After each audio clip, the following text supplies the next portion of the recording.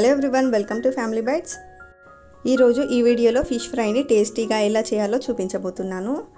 జనరల్గా అందరికీ ఫిష్ని ఫ్రై చేసేటప్పుడు మసాలా అంతా విడిపోతుంది. నేను చూపించే ఈ ప్రాసెస్లో చేస్తే అసలు మసాలా విడిపోకుండా టేస్టీగా ఫిష్ ఫ్రైని చేసుకోవచ్చు.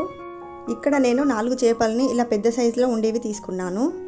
ఈ చేపలకు ఘాట్లు పెట్టుకొని రెడీగా పక్కన పెట్టుకోవాలి. ఇప్పుడు ఈ ఫిష్ ఫ్రై కోసం మసాలాని ప్రిపేర్ చేసుకుందాము. ఒక ప్లేట్లోకి 1 టేబుల్ స్పూన్ దాకా అల్లం వెల్లుల్లి పేస్ట్ని వేసుకోండి.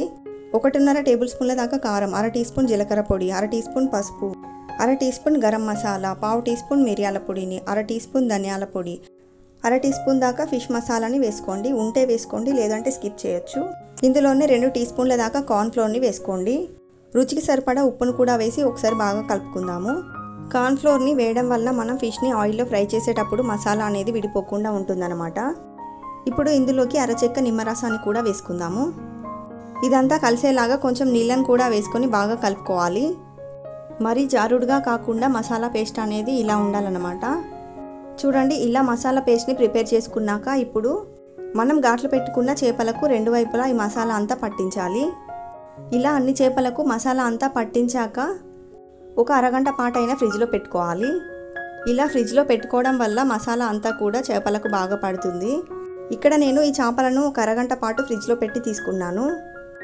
ఇప్పుడు మనం ఈ చేపలను డీప్ ఫ్రై చేసుకోవాలి. ఒక ప్యాన్లోకి డీప్ ఫ్రైకి సరిపడా ఆయిల్ని వేసుకుందాము. ఆయిల్ వేడయ్యాక ఇప్పుడు ఇందులోకి మనం మ్యారినేట్ చేసి పెట్టుకున్న చేపను వేసుకుందాము. మంటను మీడియం ఫ్లేమ్లో పెట్టుకొని ఫ్లిప్ చేసుకుంటూ 2 వైపులా క్రిస్పీగా కాల్చుకోవాలి.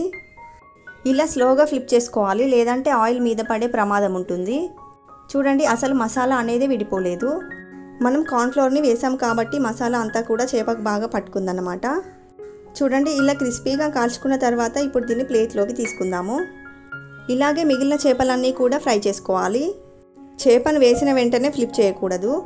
ఒక వైపుకి బాగా కాలిన తర్వాత రెండో వైపుకి ఫ్లిప్ చేసుకోవాలి.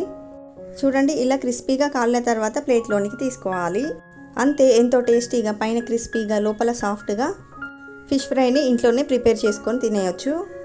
ఒక్కసారి ఇలా ఫిష్ ఫ్రై చేసి టేస్ట్ చేశారంటే మళ్ళీ ఇలానే చేసుకొని తింటారు, అంత బాగుంటుంది. ఈ టేస్టీ రెసిపీ మీకు నచ్చినట్లయితే లైక్ చేయండి, షేర్ చేయండి. మరిన్ని టేస్టీ రెసిపీస్ కోసం ఛానల్ని సబ్స్క్రైబ్ చేసుకోండి. Thank you for watching.